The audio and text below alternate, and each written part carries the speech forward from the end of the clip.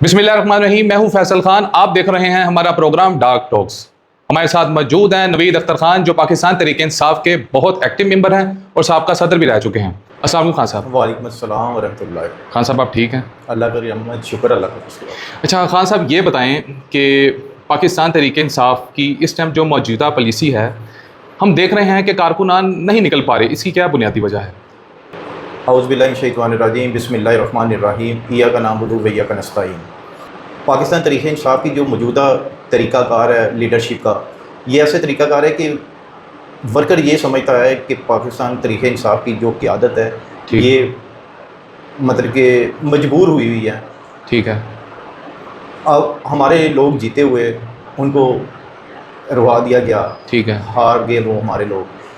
हर आदमी को पता था कि हमारे पाकिस्तान तहरीक इंसाफ के लोग जीते हुए हैं। ठीक है।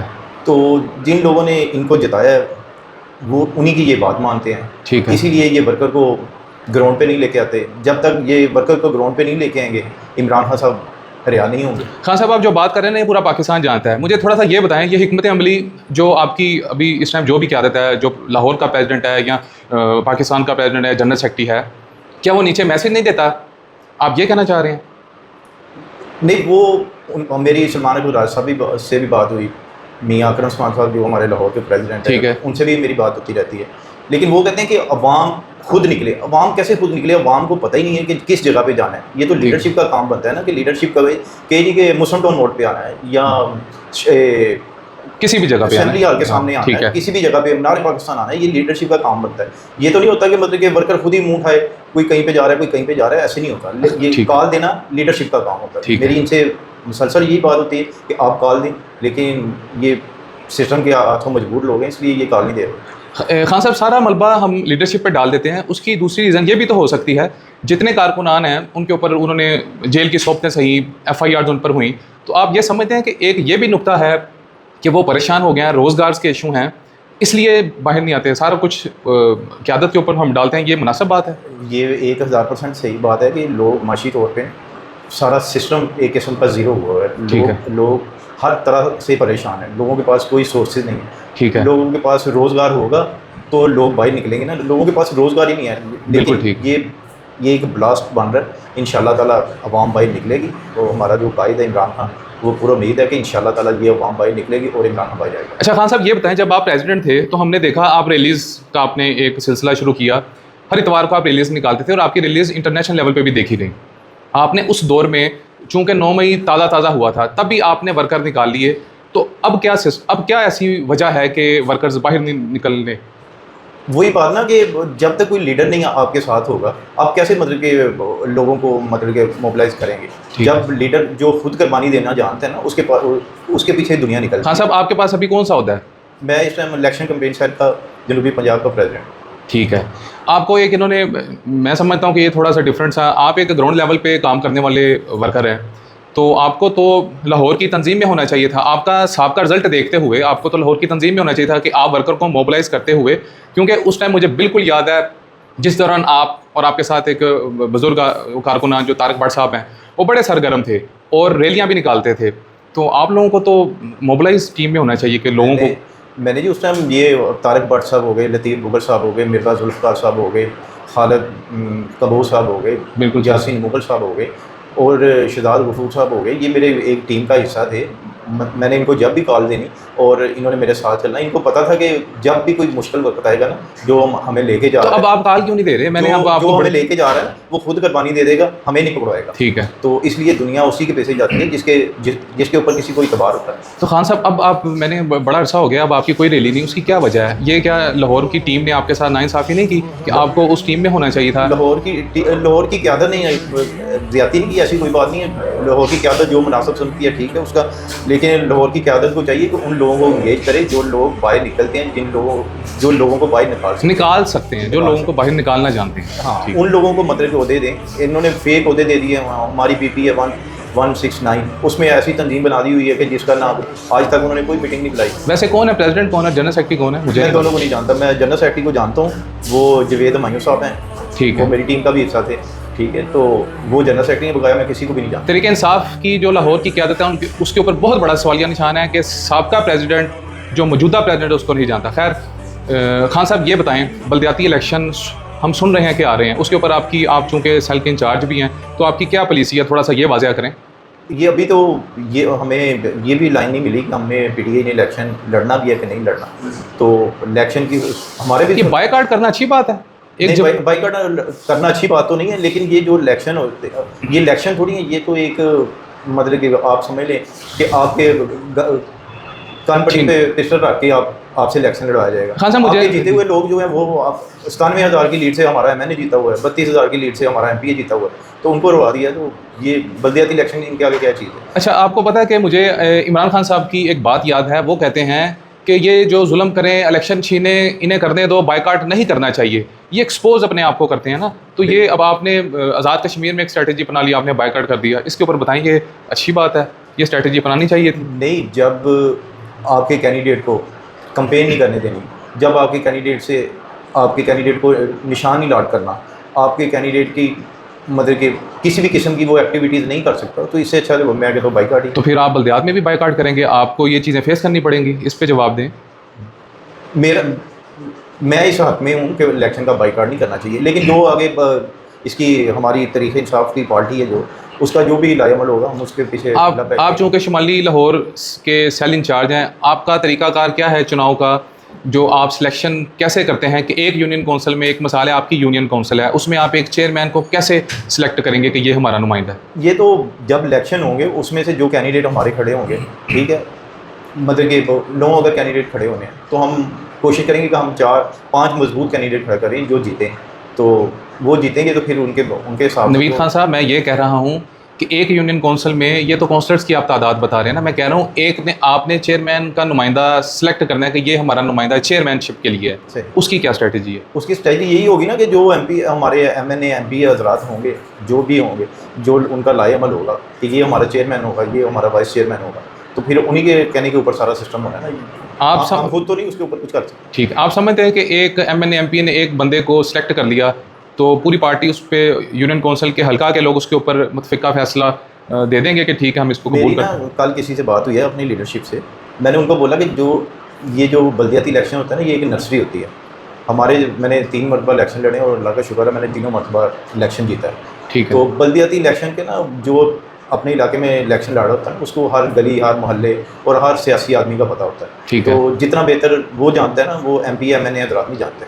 ठीक है, मतलब आप चाह रहे हैं कि जो यूनियन कौंसिल लेवल पे मुतफ़क़ा फैसला करके हम एक नुमाइंदा एमएनए एमपीएस को देंगे, ना कि एमएनए एमपीएस की मानेंगे, मतलब मानने से मुराद कि अगर वो पैराशूटर उतार देते हैं तो आप उसकी तरदीद करें। नहीं, वर्कर का काम बनता है ना कि अपनी लीडरशिप को सही गाइड करे। बिल्कुल, ये नहीं होता कि मतलब कि जैसे अब ये तंजीम बनी हुई है, ये तंजीम थोड़ी है, ये तो पार्टी को ज़बरदस्त किस्म का नुकसान है। ठीक है, ये हमारा काम बनता है कि हम अपनी लीडरशिप को बताएं कि ये हमारा कैंडिडेट मजबूत है, इसको आप टिकट दें। नवीद खान साहब, अगर इलेक्शन हो जाता है, आप क्या समझते हैं कि लाहौर में थे 400-450 सीटें, कितनी % तरीके इंसाफ के चेयरमैन जीत जाएंगे?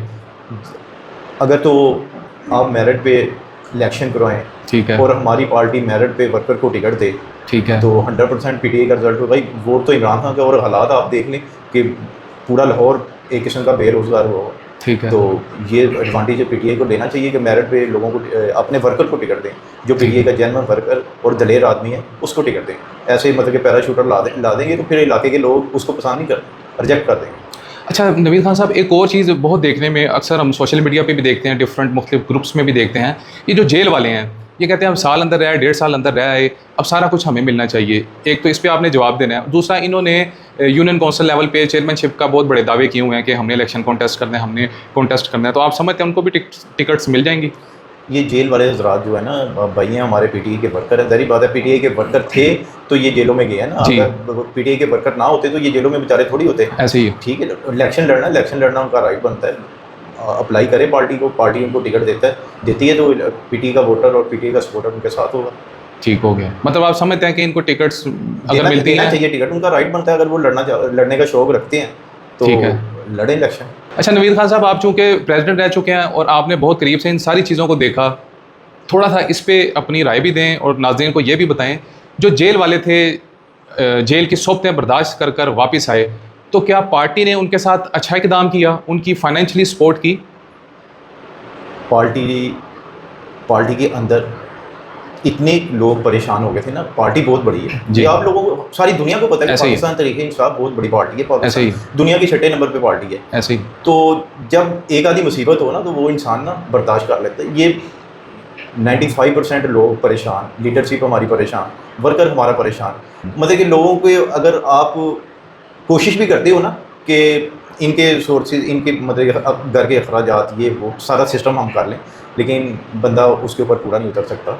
तो पार्टी बहुत बड़ी है, लोगों ने किया भी है। पार्टी के ये जेल सीरान जो लोग हैं, इनकी पार्टी ने बहुत हेल्प भी की है। मतलब कि मैंने वही आपको कहा ना, ये पार्टी बहुत बड़ी हो गई है। इसको एकदम ऐसा इसके ऊपर परेशानी पड़ गई, ये कोई प्लानिंग के साथ नहीं पड़ी। मतलब कि पीटीआई की ये प्लानिंग नहीं थी ना, हमारे कायद ने हमें ये मतलब ये तरबियत दी थी कि ऐसा करना है, लेकिन ये कुदरत की तरफ से ऐसा हो गया।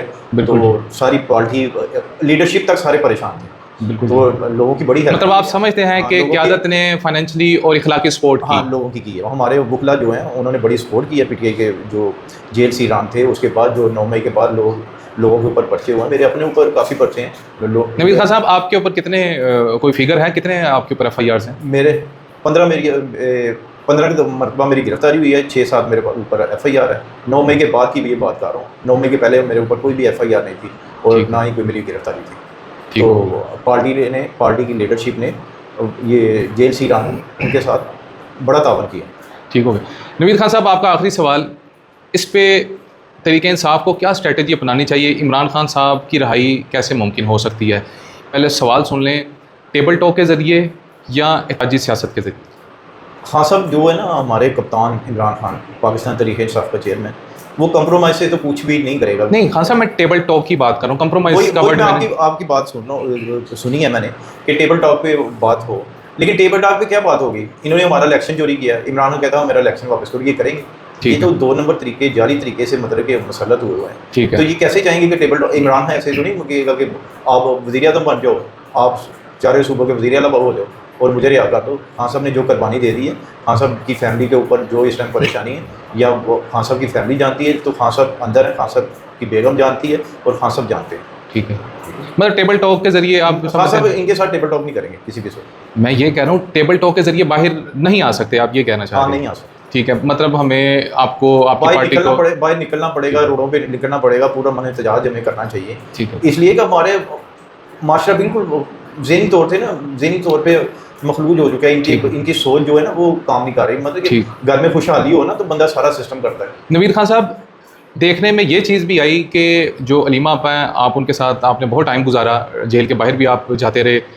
थोड़ा सा ये बताएं, उनकी हिकमत अमली, उनकी बयानबाजी और होती है और आपकी पार्टी की हिकमत अमली और जो ऑफिशियली स्टेटमेंट है और होती है, इसकी क्या बुनियादी वजह? मतलब जो बहनें हैं ना, इमरान खान साहब की बादी अलीमा, उज़मा, नरीन, ये बहनें सियासी नहीं है। ठीक है। उनका भाई अंदर है, उनके लिए जो परेशानी है वो वर्कर के लिए और लीडरशिप के लिए तो नहीं। लीडरशिप तो सियासी आदमी है। ठीक है। उनकी बहनों की जो परेशानी है वो हम लोग नहीं समझ सकते। ठीक है। वो हमारे से कई गुना ज़्यादा परेशान। ठीक है। वर्कर करता है खान साहब से इश्क, वर्कर का खान साहब से इश्क है, और लीडरशिप करती है सियासत।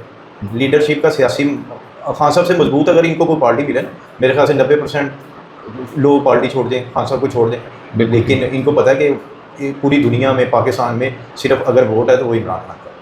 बिल्कुल ठीक। चलें, बहुत शुक्रिया। ये थे नवीद अख्तर खान साहब। इंशाल्लाह ऐसे ही सवालों जवाबों का सिलसिला जारी रहेगा। देखते रहें हमारा प्रोग्राम डार्क टॉक्स। शुक्रिया।